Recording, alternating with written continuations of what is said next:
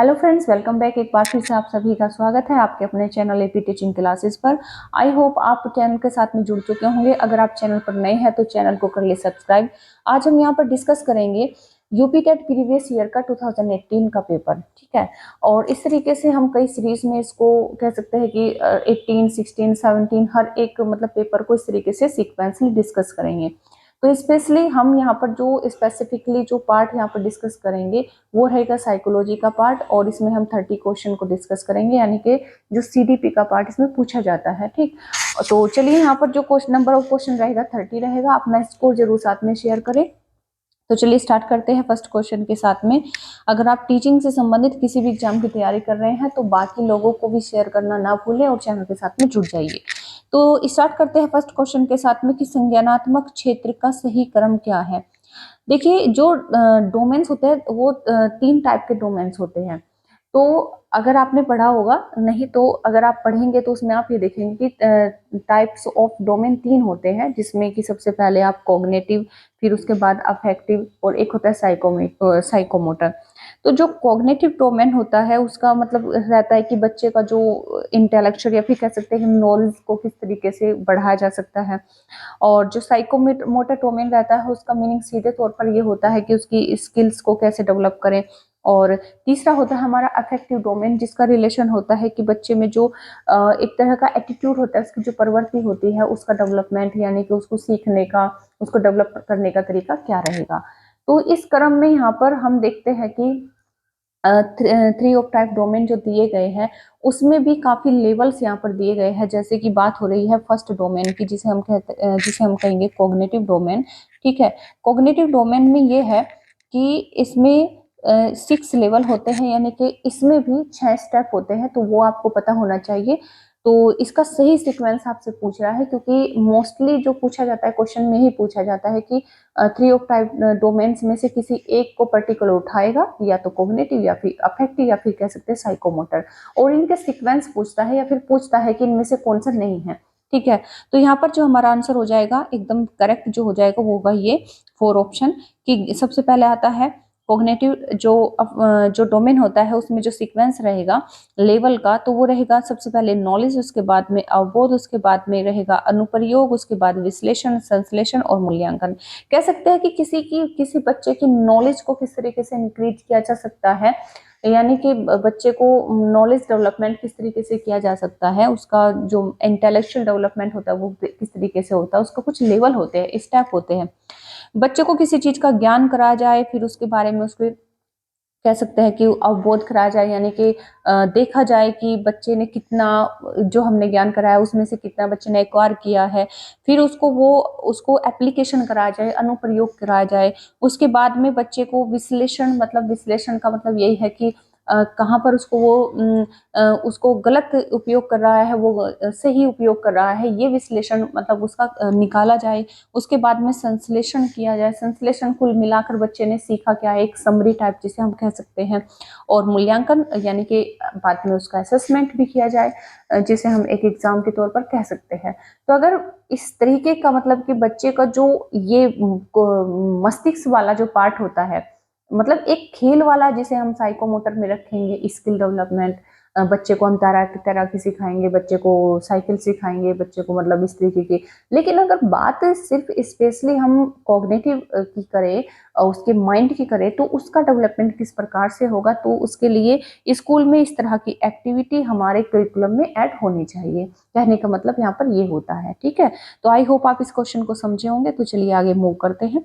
Next question यहाँ पर देखेंगे। क्वेश्चन नंबर 2 है कि निम्न में से कौन सा अच्छे शिक्षण की विशेषता नहीं है। देखिए, अच्छे शिक्षण की विशेषता क्या होती है ये आप भी जानते हैं, और यहाँ पर पूछ रहा है कि अच्छे शिक्षण की विशेषता नहीं है। तो देखिए, जनतांत्रिक होना चाहिए, सहानुभूतिपूर्ण होना चाहिए, स्वेच्छारी होना चाहिए, वांछनीय सूचनाएं देने वाला होना चाहिए। तो ये सामान्य तौर पर मनोविज्ञान ये मानता है कि जो जो शिक्षण होता है, जो टीचिंग होती है, वो एक जनतांत्रिक होनी चाहिए, मतलब कि बच्चे को फ्रीडम होनी चाहिए। बच्चे की जो कक्षा होनी चाहिए वो कुछ इस प्रकार की होनी चाहिए जिसमें उसे फ्रीडम महसूस हो। सहानुभूतिपूर्ण होनी चाहिए, बिल्कुल बच्चे का और टीचर का अफेक्शन आपस में बहुत अच्छा होना चाहिए।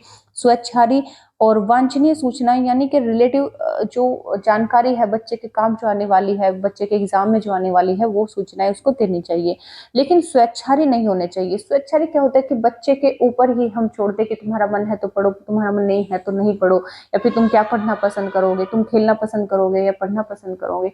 तो इस तरीके से बच्चे के ऊपर कंप्लीटली हम छोड़ दें और बच्चे को कुछ अपने से समझ आ रहा है कि नहीं आ रहा है, उन्हें मतलब हम एक एक फैसिलिटेटर बनकर उन्हें हम मध्यस्थता के रूप में उनको हेल्प भी ना करें, तो यहाँ पर जो शिक्षण है वो जीरो हो जाएगा। क्यों? क्योंकि बच्चे पढ़ना ही नहीं चाहते। बच्चे तो ये कहेंगे हमें तो पेड़ पर लटकना है, हमें तो जो है स्कूल ही नहीं आना है, हमें तो किसी भी तरीके से पढ़ाई करनी ही नहीं है। क्योंकि बच्चा स्कूल में ना रुकना चाहता, ना क्लास में रुकना चाहता, ना पढ़ना चाहता है, ठीक है। तो कंप्लीटली उसको स्वेच्छारी छोड़ देंगे तो ये बेहद ही मतलब कह सकते हैं कि शिक्षण के लिए अच्छा नहीं है। तो ये हमारा ऑप्शन एकदम करेक्ट हो जाएगा, यही हमारा आंसर है, ठीक है। तो क्वेश्चन नंबर 2 का आंसर हो जाएगा ऑप्शन नंबर 3। क्वेश्चन नंबर 3 है कि अभिप्रेरणा का प्रत्याशा सिद्धांत किसके द्वारा दिया गया। प्रत्याशा सिद्धांत की यहाँ पर एक्सपेक्टेशंस की एक थ्योरी दी है विक्टर विक्टर ब्रूम ने, ठीक है। यहाँ पर जो हमारा आंसर हो जाएगा ऑप्शन नंबर 3 हो जाएगा। जो विक्टर ब्रूम है, विक्टर ब्रूम ने यहाँ पर जो है प्रत्याशा सिद्धांत दिया है, और इसी तरीके से साइकोलॉजी में जो अभिप्रेरणा के सिद्धांत में कह सकते हैं कि जैसे मूल प्रवृत्ति सिद्धांत है, मूल प्रवृत्ति सिद्धांत ये मैकडूगल का है, और अंतर्दर्शी सिद्धांत भी अभिप्रेरणा के उसमें आता है जो कि हल का है, ठीक है। मनोविश्लेषणात्मक थ्योरी दी है फ्रायड ने, और कह सकते हैं कि इसी प्रकार से मांग का सिद्धांत भी अभिप्रेरणा का ही सिद्धांत है, वो मास्लो ने दिया है। तो इस प्रकार से कई थ्योरी दी गई है जो सीधे तौर पर आपसे सीधे सीधे पूछ ली जाती है कि ये सिद्धांत किसका है, ठीक है। आई होप आपको क्लियर हुआ होगा।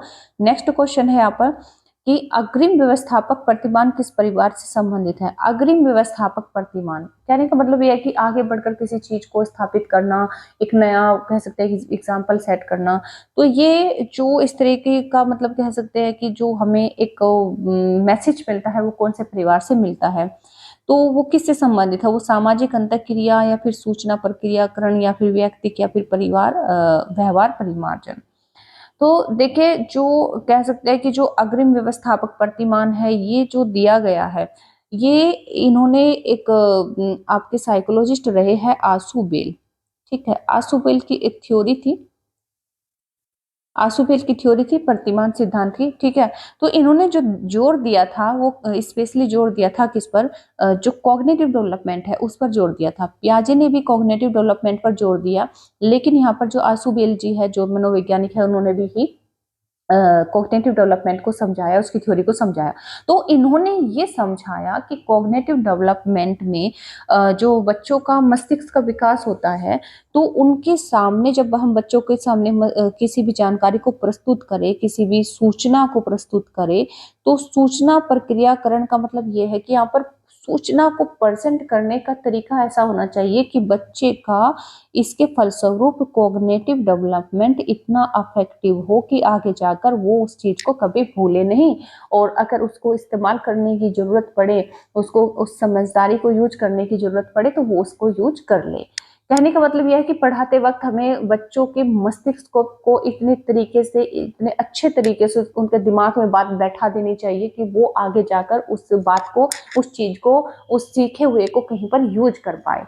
तो उन्होंने ये कहा कि सूचना को प्रेजेंट करने का तरीका टीचर का ऐसा होना चाहिए कि बच्चे के दिमाग में वो चीज छप जाए।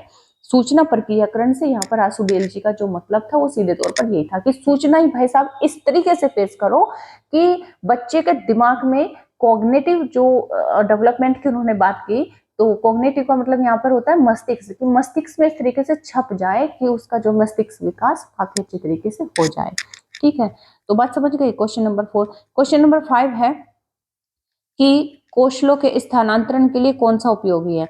कौशल्स यानी कि यहाँ पर जो कौशल्स के मतलब है स्किल्स, जो स्किल्स ट्रांसफर होता है, यानी कि आपने कोई काम सीखा, फॉर एग्जांपल आपने साइकिल चलानी सीखी, तो जब आप बाइक चलाएंगे तो उसमें जो आपने साइकिल चलाने की स्किल्स थी वो आपने बाइक चलाने में यूज की, क्योंकि आपको बैलेंस बनाना आ रहा है, आपको ब्रेक लगाना आ रहा है, आपको जो है कह सकते हैं कि गियर उसमें नहीं होता, सॉरी, ठीक है। इस तरीके से मतलब जो स्किल्स आपने सीखी है वो उसमें काम आई। बाइक चलाना सीखे फिर उसमें कह सकते हैं कि आप कार चलाने वाली में उसको यूज कर ले स्किल्स को। तो इस तरीके से कौशल जो स्किल्स होते हैं उनका ट्रांसफर होता है। ठीक, ये बात आप समझ गए। तो कौशलों के स्थानांतरण के लिए कौन सा उपयोगी है? तो क्या रेखीय अभिक्रम उपयोगी होता है, या फिर शाखीय अभिक्रम, या फिर कौशल अंतरण एक गतिक न होकर न कि उद्देश्य न तैयारी और देखिए यहाँ पर ऑप्शन काफी अजीब से बेढंगे हैं, लेकिन आप ये जानते हैं कि जब हम साइकोलॉजी में जो स्किल कह सकते हैं कि जो लर्निंग ट्रांसफर वाला जो चैप्टर पढ़ते हैं, जैसे कि मैंने, आप देखेंगे भी क्लास, अगर आपने नहीं देखी है तो आप उसे जरूर देखें। तो उसमें आप ये देखेंगे कि जब ट्रांसफर की बात आती है, लर्निंग ट्रांसफर की, यानी आपने कुछ सीखा है, आप उसे कहीं दूसरी जगह यूज कर रहे हैं, तो उस वक्त आपको ये काम आता है कि आप सिर्फ सीधे सीधे तौर पर नहीं सीखते, बल्कि एक साइकिल के फॉर्म में सीखते हैं। कहने का मतलब ये है कि आप अपने बैक एक्सपीरियंस को यूज करके नेक्स्ट किसी चीज पर, ऑब्जेक्ट पर उसको ट्राई करते हैं। समझ गए? यानी आपको कुछ नया करने के लिए आपको बैक एक्सपीरियंस का यूज करना ही होगा। आपको बैक में जो आपने कभी एक्सपीरियंस लिया है, तो उसको याद करके, उसको कह सकते हैं कि वो उसको उसकी मजबूती लेकर ही आपको जो है अगला काम करना होगा। तो इस तरीके से एक साइकिल के फॉर्म में कह सकते हैं कि आपका जो लर्निंग होती है वो चलता है, एक जो स्किल होती है वो चलता है, और इसी तरीके से आपका स्किल ट्रांसफर होता है। ठीक है, आई होप आप इस बात को समझे होंगे। ठीक, क्वेश्चन नंबर 5 हमने यहाँ पर डिस्कस किया। क्वेश्चन नंबर 6, तो निम्न में से कौन सा शिक्षण का सूत्र नहीं है? तो यहाँ पर हम जो फॉर्मूले होते हैं 10 से 12 मतलब 15 भी है, कहीं पर किसी किताब में 16 भी है, इस तरीके से है। तो ये फॉर्मूले पढ़ते हैं हम टीचिंग के, तो ये काफी महत्वपूर्ण है, इससे हर बार क्वेश्चन पूछा ही जाता है, तो आपको पता होना चाहिए। देखिए सीधे तौर पर अगर हम कहें कि अनिश्चित से निश्चित की ओर एक फॉर्मूला होता है, ठीक है, सरल से कठिन की ओर भी फॉर्मूला होता है, कि चीजें बच्चों को पहले सरल सिखाओ, उसके बाद में कठिन सिखाओ, पहले अनिश्चित बातें उनको बताओ, फिर उसके बाद में निश्चित, यानी कि इस तरीके से कैसे सॉल्यूशन इसका निकाला जा सकता है। और निगमन से आगमन भी एक फॉर्मूला होता है। निगमन यानी कि पहले हम बच्चों को कोई रूल बताएंगे, फिर उसके बाद में उनको जो है उसी के तौर पर बहुत सारे एग्जाम्पल करने को उनको कहेंगे। ठीक है, ये निगमन से आगमन का तरीका होता है, लेकिन दृश्य से अदृश्य की ओर का कोई तरीका नहीं होता है। ठीक है, ये कोई फॉर्मूला का टाइप नहीं होता है। बात क्लियर हुई? क्वेश्चन नंबर 7 है कि सूक्ष्म शिक्षण चक्र का प्रथम पद क्या होता है? ठीक है, डॉक्टर एलन ने जब माइक्रो टीचिंग का एक फॉर्मूला दिया था, उन्होंने ये जो प्रिंसिपल दिया था, तो यहाँ पर आपको पता होना चाहिए कि इसमें 6 स्टेप होते हैं। सबसे पहले तो हम यहाँ पर क्लियर करेंगे कि इसमें 6 स्टेप होते हैं। ठीक है, और जो यहाँ पर जो पूरा साइकिल होता है एक, उसमें से आपसे पूछ रहा है कि फर्स्ट जो पद होता है, फर्स्ट स्टेप जो होता है वो क्या होता है। ठीक है, तो देखिए फॉर एग्जांपल हमें किसी बच्चे को पढ़ाना है, और वो कितने मिनट, जो टोटल साइकिल होता है 6 स्टेप का होता है 30 मिनट का। ठीक है, 30 मिनट तक हमें किसी बच्चे को पढ़ाना है और एक टॉपिक क्लियर करना है। जो सूक्ष्म शिक्षण किया जाता है वो किसी स्पेसिफिक टॉपिक को लेकर किया जाता है। पहली बात तो यह क्लियर आपको होनी चाहिए। तो उसमें फर्स्ट स्टेप आपसे पूछ रहा है कि शिक्षण होता है, योजना बनाना होता है, प्रतिपुष्टि होता है, प्रस्तावना होता है। ठीक है, तो देखिए स्टार्टिंग होती है कहाँ से? सबसे पहले हम प्लान बनाएंगे, प्लान यहाँ से आपका आंसर हो जाएगा। यहाँ पर जो है योजना बनाना, सेकंड नंबर ऑप्शन, योजना हमने बना ली है। ठीक है, फिर हम बच्चे को 6 मिनट के लिए पढ़ाएंगे, यानी कि टीच होगा। ठीक है, उसके बाद हम बच्चे को 6 मिनट के लिए फीडबैक लेंगे, फीडबैक होगा 6 मिनट का। फिर दोबारा से 12 मिनट के लिए क्या होगा? री प्लान होगा, यहाँ पर री प्लान आ जाएगा। ठीक है, री प्लान होगा। उसके बाद से 6 मिनट के लिए हम फिर बच्चों को यानी कि री टीच कराएंगे, और 6 मिनट के लिए दोबारा से हम क्या लेंगे? री फीडबैक लेंगे। तो ये जो पूरा साइकिल आप देख रहे हो, ये टोटल हो जाता है आपका 30 मिनट का। तो इस तरीके से 6 स्टेप होते हैं, टोटल जो टाइम होता है 30 होता है। डॉक्टर एलन के द्वारा ये सूक्ष्म माइक्रो टीचिंग का कॉन्सेप्ट दिया गया है, और इसमें जो फर्स्ट स्टेप होता है वो होता है प्लानिंग, यानी कि योजना बनाना। ये आपको क्लियर हो गया होगा। ठीक है, नेक्स्ट यहाँ पर क्वेश्चन नंबर 8 है कि निम्न में से कौन सा अवबोध स्तर के शिक्षण में शामिल है? अवबोध स्तर का मतलब यहाँ पर जो हमने 3 डोमेन्स का स्टार्टिंग में ही फर्स्ट क्वेश्चन को डिस्कस किया था, तो उसमें 3 डोमेन में हमने अफेक्टिव, कॉग्निटिव, अफेक्टिव और साइकोमोटर मोटर, तीन जो डोमेन होते हैं उनको डिस्कस किया था। तो उसमें से कह सकते हैं कि जो अवबोध होता है, अवबोध कौन से मतलब डोमेन में आता है, ठीक है। तो हमने देखा था कि उसमें जो ज्ञानात्मक यानी कि कॉग्निटिव हमने जो पढ़ा था, ठीक है, कॉग्निटिव जो हमने मतलब डोमेन पढ़ा था, उसमें ये अवबोध आता है। एक सेकंड, क्वेश्चन कुछ और को है कि इनमें से कौन सा अवबोध स्तर के शिक्षण में शामिल है। अच्छा अच्छा, मतलब वही बात हो गई। बात वही है कि जो कॉग्निटिव डेवलपमेंट है, कॉग्निटिव डोमेन है, उसमें से इनमें कौन सा शामिल है, ठीक है। तो 6 हमने पढ़े थे। तो तुलना उसमें नहीं था, पृथक्करण नहीं था, अन्वेषण नहीं था, अन्वेषण था और अनुप्रयोग भी था, ठीक है। ये नहीं हो सकता, ये नहीं हो सकता। यूपी टेट में जब ये 2018 में ये पेपर हुआ था, तो इस पर वही मतलब एक क्वेश्चन भी उठाया गया था, क्वेरी भी उठी थी इस क्वेश्चन को लेकर, क्योंकि 2 ऑप्शन इसमें ऐसे हैं जो अवबोध स्तर से मैच कर रहे हैं, ठीक है। तो क्योंकि हमने पहले आपको क्लियरली आपको बताया कि 3 टाइप ऑफ डोमेन होते हैं, ठीक है, जिसमें से एक होता है कॉग्निटिव, एक होता है हमारा जो है अफेक्टिव, ठीक है, और एक होता है हमारा साइकोमोटर, ठीक। तो इस तरीके से इनमें भी 6 स्टेप होते हैं, और ये जो 6 स्टेप यहाँ पर पूछ रहे हैं, कॉग्निटिव वाले से ही पूछ रहे हैं, अवबोध स्तर से ही पूछ रहे हैं। अवबोध का मतलब यानी कि कॉग्निटिव से ही पूछ रहे हैं। तो उसमें मैं आपको फर्स्ट क्वेश्चन दिखा देना चाहती हूँ, क्योंकि आपको थोड़ा डाउट क्लियर हो जाए, और ये वाकई मतलब इसमें लेकर इसको मतलब कह सकते हैं डिस्प्यूट हुआ था, ठीक है। ज्ञान, अवबोध, अनुप्रयोग, विश्लेषण, संश्लेषण, मूल्यांकन। तो यहाँ पर भी आप ऑप्शन देखोगे तो उसमें आपको देखे क्लियर हो जाएगा ये वाला ऑप्शन देखने से। ये देखिए, तो यहाँ पर क्या है, अनुप्रयोग है, ठीक है। ये इनमें से एक होना चाहिए था, अन्वेषण या फिर अनुप्रयोग होना चाहिए था, ठीक है। खैर, ये तभी इसमें डाउट बना हुआ था, तो अब तो हम तो कैसे क्लियर कर सकते हैं, लेकिन क्वेश्चन को नहीं हटा सकते ना, इसीलिए इस क्वेश्चन को ऐसे ही रहने देंगे और नेक्स्ट मूव करेंगे, ठीक है। क्वेश्चन नंबर यहाँ पर 9 देखेंगे। शैक्षिक सुधारों में प्रभावी विकेंद्रीकरण तभी संभव होगा। शैक्षिक सुधार मतलब कि हर कोई चाहता है कि टीचिंग का जो लेवल हो अच्छा हो, ठीक है। टीचिंग फील्ड में मतलब अच्छे अच्छे कह सकते हैं कि तकनीकों का यूज किया जाए, लेकिन इसमें जो मतलब प्रभावी विकेंद्रीकरण है, प्रभावी विकेंद्रीकरण का क्या मतलब होता है कि एक छोटे लेवल से लेकर जो है जो चीजें हैं वो सेंटर तक जाए, केंद्र स्तर तक जाए, तो उसको मतलब किस तरीके से प्रभावी बनाया जाए। तो जब खंड व संकुल संदर्भ केंद्रों की भागीदारी बढ़े, स्थानीय संदर्भ व्यक्ति उपलब्ध हो एवं अध्यापकों के पास संसाधन एवं प्रासंगिक सामग्री भी मौजूद हो। कहने का मतलब यहाँ पर ये है कि तीनों चीजें यहाँ पर अगर प्रभावी होंगी तो सीधे तौर पर विकेंद्रीकरण भी प्रभावी होगा। तो ए बी सी हमारे जो है तीनों ऑप्शन सही हो जाएंगे। क्वेश्चन नंबर 10 है कि एक छात्र पढ़ रहा है, उसका नाम लेकर किसी ने बुलाया। एक छात्र है, कोई बच्चा पढ़ रहा है, तो उसको क्या है कि उसका नाम लेकर कोई बुलाता है, निम्न में से किस संवेदना द्वारा वह छात्र अपनी अनुक्रिया प्रकट करेगा। सॉरी, यहाँ पर बहुत सीधे सरल क्वेश्चन आपसे पूछा गया है, ठीक है।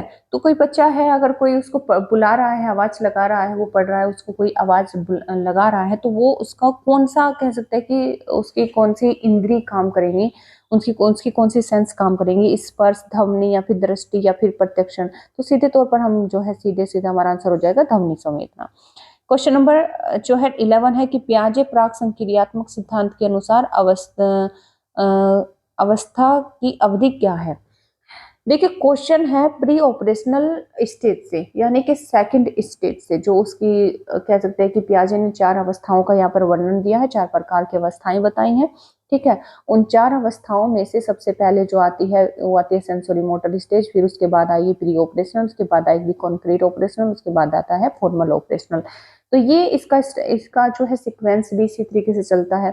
जो जन्म से जो सेंसोरी मोटर स्टेज होती है, जन्म से कह सकते हैं कि 2 वर्ष होता है। सेकेंड स्टेज होती है 7 से 2 से 7 वर्ष, ठीक है, 2 से 7 वर्ष। और जो थर्ड यानी कि कॉन्क्रीट ऑपरेशनल होती है, जिसे हम मूर्त संक्रियात्मक अवस्था भी कहते हैं, उसका पीरियड होता है 7 से 11।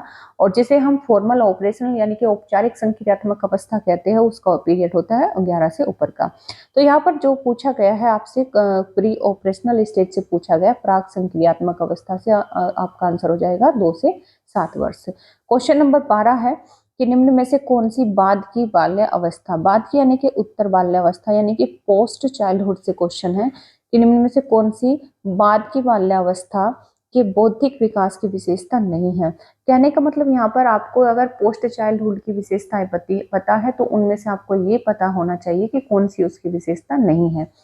तो विज्ञान की काल्पनिक कथाओं में अधिक रुचि बच्चा लेता है, बढ़ती हुई तार्किक शक्ति होती है, भविष्य की योजना की सूझबूझ होती है और काल्पनिक भयों का अंत हो जाता है। ठीक है, यहाँ पर जो क्वेश्चन है आपसे पूछ रहा है कि जो पोस्ट चाइल्डहुड में बच्चा आता है उस समय निम्न में से कौन सी विशेषता उसमें नहीं होती है।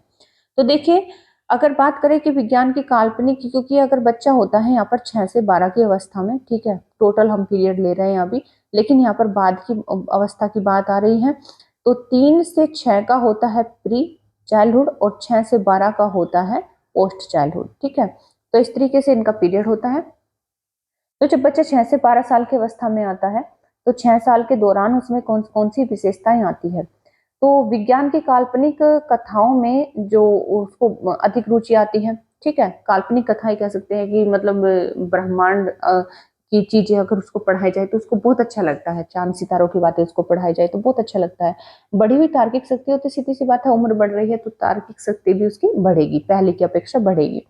काल्पनिक काल्पनिक भयों का अंत हो जाता है, यानी कि अगर उसको भूत प्रेत इस तरीके की चीजों से थोड़ा मतलब जो भालू बंदर से ऐसे आप डराते थे कि बाबा आएगा झोली में डाल के ले जाएगा, अगर आप रोगे तो सोओगे नहीं, तो इस तरीके से जो काल्पनिक चीजों से आप उसको डराते थे तो अब वो नहीं डरेगा। ठीक है, भूत वगैरह से तो खैर बड़े होने के बाद भी डरते हैं, आप भी डरते होंगे। तो होता यही है कि बच्चा इस तरीके की चीजों से डरना बंद कर देता है, लेकिन भविष्य की योजना की सूझबूझ अभी उसमें नहीं होती। अभी सिर्फ खेल कूद की उम्र होती है, इतना ज्ञान उसको होता नहीं है, बस खेलने कूदने का, अपने दोस्तों का, ठीक है, क्या खाया क्या नहीं उसको ये भी नहीं होता है, बस मजे करने से मस्ती करने से उसको मतलब होता है, और फ्यूचर में कल क्या होगा क्या नहीं होगा उसको कोई मतलब उससे नहीं है। हालांकि किशोर अवस्था में जाने पर बच्चे सोचने लगते हैं कि मुझे कौन सी स्ट्रीम लेनी चाहिए, कौन सा सब्जेक्ट लेना चाहिए, क्या करना चाहिए, लेकिन इस एज में क्या होगा, कुछ भी नहीं। तो भविष्य की सूझबूझ की योजना उसके लिए कोई टेंशन नहीं है। ठीक है, क्वेश्चन नंबर 13 है कि इनमें से कौन मनोवैज्ञानिक भाषा विकास से संबंध है। भाषा विकास यानी कि लैंग्वेज डेवलपमेंट की थ्योरी किसने दी है, बी ने, चॉम्स्की, पावलोव, मास्लो। तो आपको भी क्लियर है ये वाला ऑप्शन, तो ठीक है, तो चॉम्स्की ने जो है लैंग्वेज डेवलपमेंट की थ्योरी दी थी। ठीक है, क्वेश्चन नंबर 14 है कोई कोई क्वेश्चन तो बिल्कुल भी टाइम नहीं लेता है। थॉर्नडाइक ने अपने सिद्धांत को किस शीर्षक से सिद्ध किया। देखिए, थॉर्नडाइक ने जो एक साइकोलॉजिस्ट रहे, जिन्हें कह सकते हैं कि शिक्षा मनोविज्ञान के जनक भी इनको कहा जाता है, इन्होंने अपना प्रयोग एक बिल्ली पर किया था, काफी फेमस इनका प्रयोग हुआ है। तो इनका जो मतलब इनके जो इनका प्रिंसिपल था, सिद्धांत था, उसका टाइटल क्या था ये पूछ रहे हैं। तो अधिगम के प्रयास एवं फूल, संकेत अधिगम, संज्ञानात्मक अधिगम, स्थान अधिगम। ठीक है, संज्ञानात्मक अधिगम जो थी पियाजे की थ्योरी, ठीक है, पियाजे की थ्योरी। और यहाँ पर संकेत का यहाँ पर नहीं है कुछ भी ऐसा, क्योंकि रिलेटिव नहीं है ये। ठीक है, इरिलीवेंट कुछ चीजें ऐसे होती है जो दे दी जाती है। तो अधिगम के प्रयास एवं भूल यानी कि प्रयास एवं भूल की थ्योरी किसने दी थी, अगर आपसे पूछ लिया जाए तो वो दी थी किसने, थॉर्नडाइक ने। क्वेश्चन नंबर 15 है कि गिरोह यानी कि गैंग जिसे हम कहेंगे, गैंग एज किस आयु वर्ग एवं विलंब विकास से संबंधित है, ये आपसे पूछ रहा है। क्वेश्चन नंबर 15 है, यहाँ पर डिस्कस करेंगे। ठीक है सॉरी। तो देखिए, जो गैंग एज होती है तो वो कौन सी अवस्था यहाँ पर होती है, क्योंकि हम यहाँ पर कितनी अवस्था पढ़ती है, एक पढ़ते हैं शैशवावस्था। ठीक है, शैशवावस्था, उसके बाद आती है हमारी कौन सी, बाल्यावस्था। बाल्यावस्था बाल्यावस्था में दो आ जाएंगी, प्री एंड पोस्ट। उसके बाद आती है हमारी कौन सी, किशोर अवस्था। ठीक है, उसके बाद आती है प्रौढ़ अवस्था और उसके बाद आती है वृद्धावस्था। इस प्रकार से हम 6 कह सकते हैं, सॉरी 5 अवस्थाओं के बारे में हम पढ़ते हैं। तो ये 5 अवस्थाएं होती हैं, इनमें से जो फेमस हम कह सकते हैं कि जो सबसे ज्यादा पढ़ी जाने वाली होती है, पढ़े जाने वाली, यानी कि जहां से ज्यादा क्वेश्चन बनते हैं वो होती है बाल्यावस्था। क्यों? क्योंकि ये काफी कह सकते हैं कि बड़ी अवस्था होती है। ठीक है, तो इसमें पूछ रहा है आपसे कि गिरोह अवस्था किस आयु वर्ग एवं विलंब विकास से संबंधित है। तो आपको ये बताना है। तो क्वेश्चन नंबर यहाँ ऑप्शन नंबर 3 से 6, 8 से 10, 16 से 19 और 16 से 19 फिर से मतलब ये नैतिकता और संज्ञानात्मक को अलग अलग करके इन्होंने दे दिया है। तो क्लियरली यहाँ पर क्या होगा कि जो गैंग अवस्था होती है वो होती है 8 से 10 आयु की वर्ग की। यहाँ पर जो बच्चा होता है इस अवस्था में होता है कि उसका चाइल्डहुड खत्म होने वाला होता है, 12 की अवस्था में चाइल्डहुड खत्म हो जाता है और उसका किशोर अवस्था शुरू होने वाली होती है। तो इस अवस्था में बच्चा खिलौने से खेलना शुरू बंद कर देता है। ठीक है, और खिलौने से खेलना बंद कर देगा तो अपने जो है मतलब ग्रुप बनाने लगेगा, ग्रुप में खेलना शुरू कर देगा। ग्रुप में खेलना शुरू कर देगा तो उसका एक तरह से गैंग बन जाता है वो। मतलब पूरा जो मोहल्ले के बच्चे होते हैं वो इकट्ठा होकर जो खेलते हैं वो एक गैंग के रूप में खेलते हैं। कुछ भी करेंगे तो इकट्ठा करेंगे, किसी को पिटाएंगे तो एक एक इकट्ठा पीट कराएंगे, खेलेंगे तो इकट्ठा खेलेंगे, गुस्सा होंगे, लड़ाई होगी तो सब में लड़ाई होगी। इस तरीके से गैंग एज में जो गैंग एज होती है वो 8 से 10 के बीच की होती है। ठीक है, और इस आयु के बच्चे यानी कि जिसे कह सकते हैं कि पोस्ट चाइल्डहुड में जब बच्चा होता है तो वो गैंग एज में होता है। वही बात क्लियर। क्वेश्चन नंबर है 16 आपको आपके सामने कि पियाजे के अनुसार संज्ञानात्मक विकास की तृतीय अवस्था निम्न में से कौन सी है। देखिए पियाजे के अनुसार हमने अभी डिस्कस किया था, उन्होंने विकास की 4 अवस्थाओं का जो जिक्र किया है पियाजे ने किया है और 4 अवस्थाएं उन्होंने बताई है सीक्वेंसली। तो सबसे पहले मैं यहाँ पर लगा देना चाहूंगी कि सबसे फर्स्ट पर आएगी आपकी सेंसरी मोटर स्टेज, उसके बाद आएगी आपकी प्री ऑपरेशनल यानी कि पूर्व संक्रियात्मक अवस्था, और देन आएगी आपकी कॉन्क्रीट ऑपरेशनल यानी कि मूर्त संक्रियात्मक अवस्था, एंड 4 एंड लास्ट हमारी आएगी ऑपरेशनल ऑपरेशनल फॉर्मल ऑपरेशनल यानी कि औपचारिक संक्रियात्मक अवस्था। ठीक है, पीरियड आपको उनका क्लियर है ही और सीक्वेंस यहाँ पर हमने क्लियर कर दिया है। ठीक है, यहाँ पर पूछ रहा था तृतीय अवस्था, तो आपको पता होनी चाहिए तृतीय अवस्था हो जाएगी आपकी मूर्त संक्रियात्मक यानी कि कॉन्क्रीट ऑपरेशनल अवस्था। ठीक है, क्वेश्चन नंबर 17 है कि निम्न में से अधिगम में योगदान देने वाले मनोवैज्ञानिक कारकों में कौन सा शामिल नहीं है।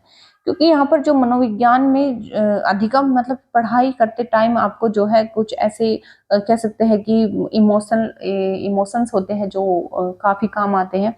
ठीक है, या फिर कह सकते हैं कि एक इन्वायरमेंट ऐसा होता है जो आपके लर्निंग में आपके अधिगम में काम योगदान देता है। तो योगदान देने वाले जो कारक होते हैं आपको क्लियर होगा। यहाँ पर पूछा है कि जो योगदान नहीं देता है। ठीक है, तो प्रेरणा, रुचि, अधिगम में इच्छा, विषय वस्तु का स्वरूप।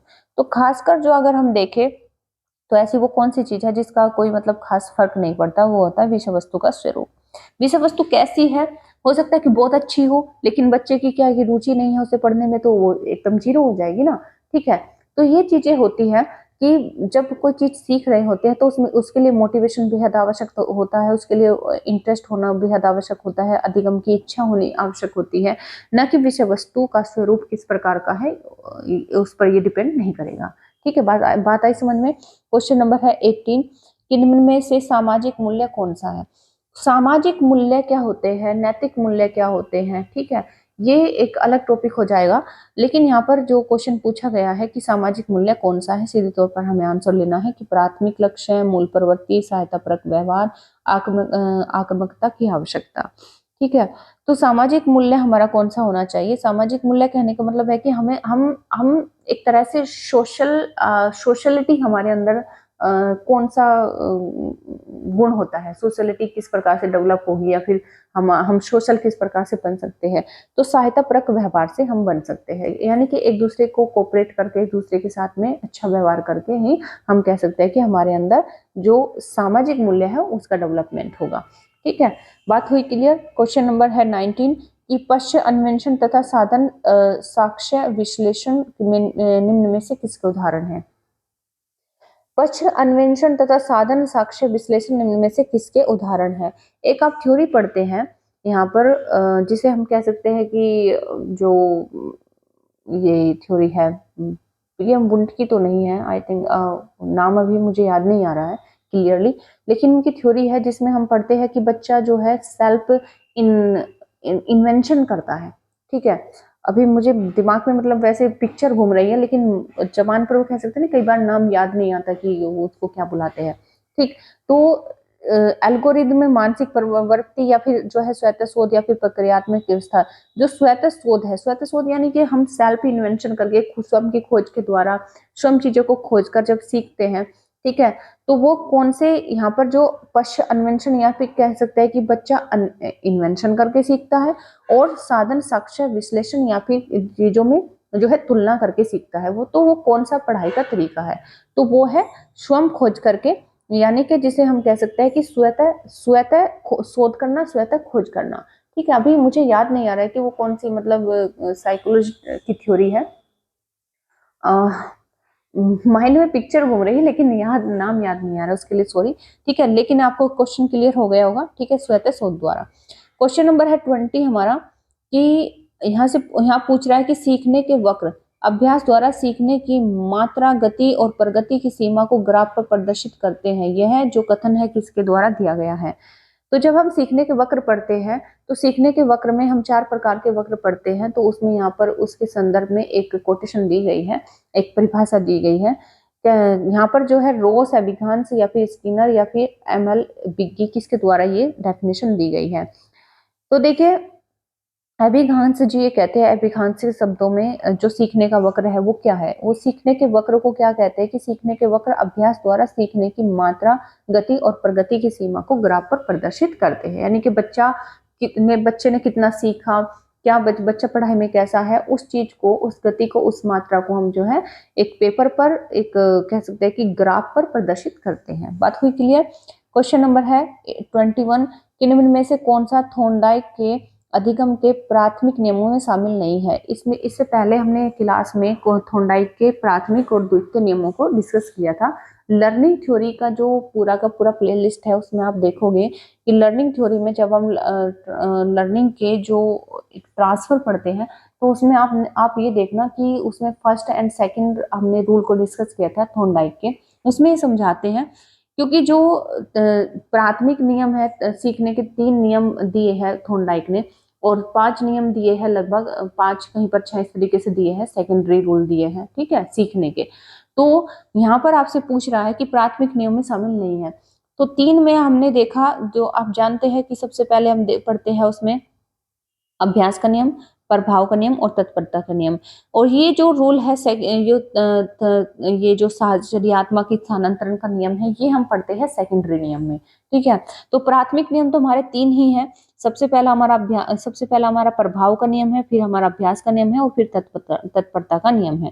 ठीक है, तो इस प्रकार से जो प्राथमिक नियम है सीखने के वो 3 है जो कि थॉर्नडाइक ने दिए हैं, और 5 जो नियम है सेकेंडरी नियम वो भी थॉर्नडाइक ने दिए हैं सीखने के। ठीक है, तो वो कितने हैं, वो है 5। ठीक, जिनमें से यहाँ पर जो ऑप्शन में दे दिया गया है वो सेकेंडरी नियम का है। ठीक, बात समझ गए। क्वेश्चन नंबर है 22, अनुकूलित अनुक्रिया सिद्धांत किसके अनुकूलन पर बल देता है। अनुकूलित अनुक्रिया सिद्धांत किसके अनुकूलन पर बल देता है। कहने का मतलब यहाँ है कि स्किनर की थ्योरी जब हम पढ़ते हैं अनुकूलित अनुक्रिया के सिद्धांत में, तो वहां पर किसके ऊपर बल दिया जाता है, तो व्यवहार पर, तर्क पर, चिंतन पर या फिर अभिप्रेरणा पर। ठीक है, तो आपको बताना है सॉरी।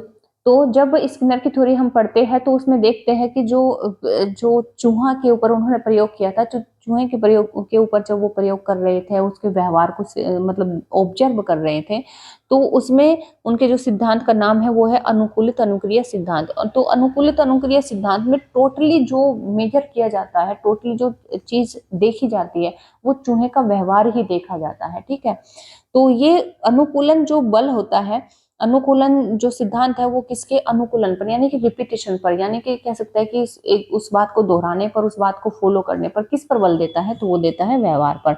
यानी कि व्यवहार को ही कंट्रोल करना चाहिए, व्यवहार को ही एक तरह से मैनेज करना चाहिए। अगर बच्चे को हमें कंट्रोल में रखना है, बच्चे को हमें कोई चीज सिखानी है, तो हमें उसके व्यवहार को ऑब्जर्व कर उसके व्यवहार को कंट्रोल करना है, उसके व्यवहार को सुधारना है। कुल मिलाकर थ्योरी का जो है यहाँ पर मोटिव ये है। क्वेश्चन नंबर 23 है कि क्रिया प्रसूत अनुबंधन का दूसरा नाम क्या है। क्रिया प्रसूत अनुबंधन का दूसरा नाम यहाँ से पूछ रहा है आपसे, सॉरी, अनुकूलित अनुक्रिया सिद्धांत वाटसन का है। ठीक है, सॉरी उसके लिए।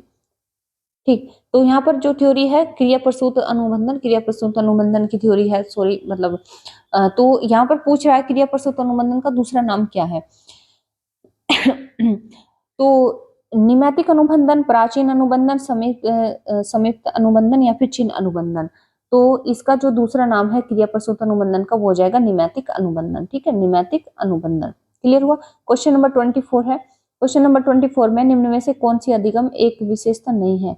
यानी कि अधिगम यानी कि लर्निंग की एक विशेषता आपको पता होना चाहिए कि कौन सी यहाँ पर नहीं है। अधिगम व्यवहार में अपेक्षाकृत स्थायी परिवर्तन है, अधिगम प्राणी की अभिवृद्धि है, अधिगम का अवलोकन प्रत्यक्ष रूप से किया जा सकता है, अधिगम एक लक्ष्य उन्मुख प्रक्रिया है। ठीक है, तो क्वेश्चन नंबर 24 है और आपको ये बताना है कि इसमें से अधिगम की एक विशेषता नहीं है। तो देखिए, अधिगम व्यवहार में अपेक्षाकृत स्थायी परिवर्तन है, बिल्कुल है। अधिगम प्राणी की अभिवृद्धि है, यानी कि उसमें जो है एक तरह का डेवलपमेंट, अगर आप कुछ सीख रहे हैं तो डेवलपमेंट तो होता है। ठीक है, होता है। अधिगम एक लक्ष्य उन्मुख प्रक्रिया है, बिल्कुल कोई ना कोई आपका कुछ भी सीखने का कोई ना कोई टारगेट जरूर रहा होता है। लेकिन अधिगम का अवलोकन प्रत्यक्ष रूप से किया जा सकता है। ऐसा नहीं है कि आपने कितना सीखा आप उसको देख रहे हो बढ़ता हुआ, नहीं। आप सिर्फ उस चीज को एक तरह से एक व्यवहार के रूप में देखोगे कि अरे आपने तो 4 दिन पहले साइकिल चलाना शुरू किया था, अब तो आप सीख गए। ऐसा ही तो होता है। ये थोड़े ना कि आज इतनी सीख ली, कितने किलो में सीखी, या फिर कह सकते हैं कि कितना लंबा मतलब बढ़ गई। ऐसे थोड़ी ना, कोई मतलब मापने वाली चीज नहीं होती है व्यवहार। तो जो अधिगम होता है वो मापने वाली चीज नहीं होती कि आज आपने कितना सीखा, उसको आप माप तोल नहीं सकते हैं। बस आप उसको महसूस कर सकते हैं कि हाँ, तुमने जो है 4 दिन पहले चीजें स्टार्ट की थी, आज आप पूरी तरीके से उसको सीख चुके हैं, या फिर 4 दिन और में आप सीख जाएंगे। इस तरीके से आप देखते हैं। ठीक है, क्वेश्चन नंबर 25 है कि कोहलर यह सिद्ध करना चाहता था कि सीखना स्वायत्त यादृच्छिक क्रिया है, संज्ञानात्मक संकार्य है, एक ऐसी स्थिति है जिसमें व्यक्ति पशु से श्रेष्ठ है, या फिर परिस्थिति के विभिन्न अंगों का प्रत्यक्षीकरण है। तो कोहलर जो थे, कोहलर ने जो थ्योरी दी थी, तो उसमें आपने पढ़ा होगा कि ये एक संज्ञानवादी थे। कोहलर जो थे संज्ञानवादी थे, उन्होंने कंप्लीटली कह सकते हैं कि इस बात पर ध्यान दिया कि बच्चा जो होता है, कि बच्चे का जो सीखना होता है, यानी कि एक तरह से जो सीखना है, लर्निंग है, वो क्या है, वो टोटली क्या है कि वो संज्ञानात्मक संकार्य है।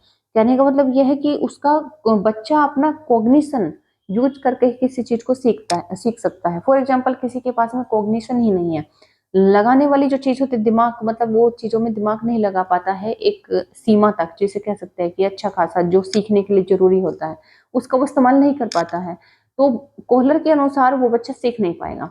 ठीक है, तो जरूरी क्या होता है कि कोहलर यह सिद्ध करना चाहता था कि जो सीखना होता है वो एक संज्ञानात्मक संकार्य है, यानी कि एक दिमाग का काम है। दिमाग के बिना इंसान इस दुनिया में कुछ भी नहीं सीख सकता। ठीक है, क्वेश्चन नंबर 26 है कि किसी भी नई भाषा को सीखने के लिए कहाँ से प्रारंभ किया जाना चाहिए। देखिए, जब हम कोई नई लैंग्वेज सीखते हैं तो उसका स्टार्टिंग कहाँ से होनी चाहिए। वाक्यों के निर्माण से, शब्दों के निर्माण से, अक्षरों व शब्दों के मध्य साचर्य से, या फिर उपयुक्त में से कोई नहीं।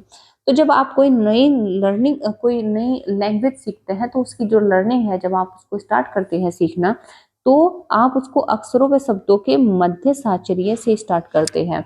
पहले आप एबीसीडी से आप इंग्लिश सीखना, लिखना, पढ़ना शुरू करते हैं, तो आप सबसे पहले यही तो करते हैं, उसको अक्षरों को लिखना शुरू करते हैं ABCD इस तरीके से। उसके बाद से उनको मिला मिलाकर शब्द बनाते हैं। तो उनके साहचर्य से, उनके कोऑपरेशन से कह सकते हैं कि उनको जोड़ जोड़कर आप चीजें या फिर लैंग्वेज सीखना, आप एक अच्छी खासी लैंग्वेज सीख लेते हैं। क्वेश्चन नंबर 27 है कि समावेशी कक्षा में किस प्रकार के छात्र किस प्रकार का या फिर किस प्रकार के छात्र शामिल होते हैं। तो जो समावेशी यानी कि इंक्लूसिव क्लास होती है, उसमें किस प्रकार के बच्चे शामिल होते हैं आपके हिसाब से। अगर आपने साइकोलॉजी पढ़ी है तो मनोविज्ञान ये कहता है कि उसमें किस प्रकार के बच्चे शामिल हो। सामान्य एवं विशिष्ट, केवल सामान्य, केवल विशिष्ट, बहुभाषी एवं प्रतिभाशाली।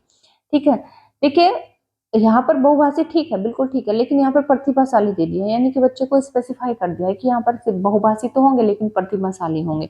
यहाँ पर केवल विशिष्ट बोल दिया है, यहाँ पर केवल सामान्य बोल दिया है, तो तीनों ऑप्शन गलत हो जाएंगे।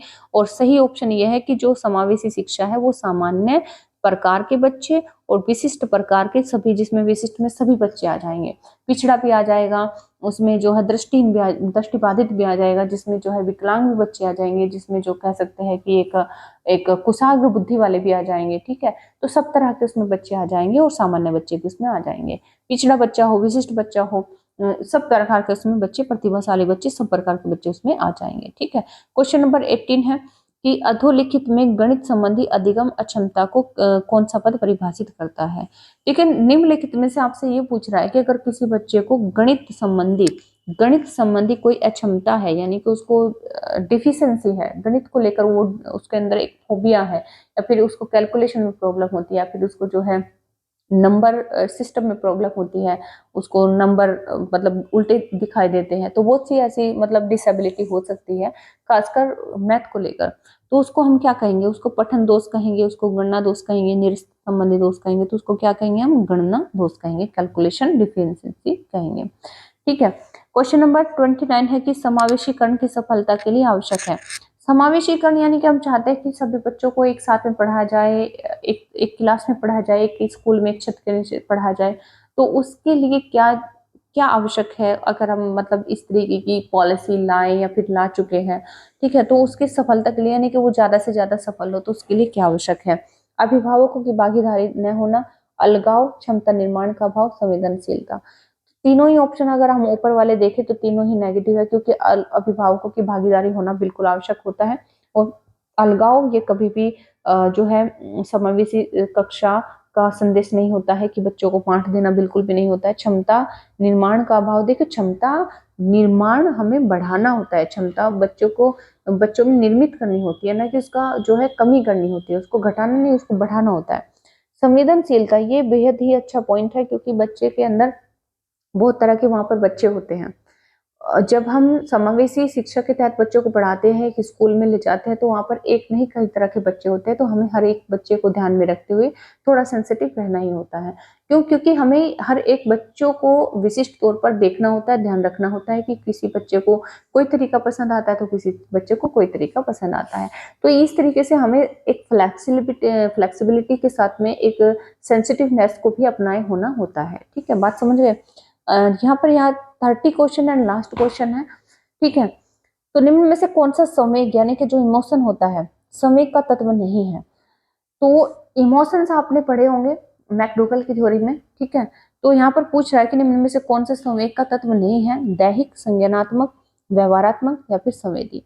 ठीक, तो क्वेश्चन नंबर 30 है और लास्ट क्वेश्चन है हमारा। तो यहाँ पर जो तत्व नहीं है, देखिए दैहिक भी मतलब एक तरह से कह सकते हैं कि संवेग जो होते हैं फिजिकली भी हम कह सकते हैं कि अगर बीमार हो गए तो हमारा पढ़ाई को मन नहीं करेगा, कुछ भी काम करने को मन नहीं करेगा, फॉर एग्जाम्पल हमें फीवर हो गया तो। ठीक है, संज्ञानात्मक अगर हमारे मतलब दिमाग ही खराब है, हमें गुस्सा आया हुआ है, ठीक है, चिड़चिड़ा स्वभाव हो गया है, तो हम तब भी मतलब किसी चीज को सीखने के लिए तैयार नहीं होते हैं, करने के लिए तैयार नहीं होते हैं, पढ़ने के लिए तैयार नहीं होते हैं। व्यवहारात्मक किसी का मतलब बच्चा इंटेलिजेंट भी है, बच्चे का माहौल भी ठीक है, बच्चा फिजिकली भी फिट है, लेकिन उसका व्यवहार बहुत अजीब है, व्यवहार हर समय समय पर उसको पलटता रहता है।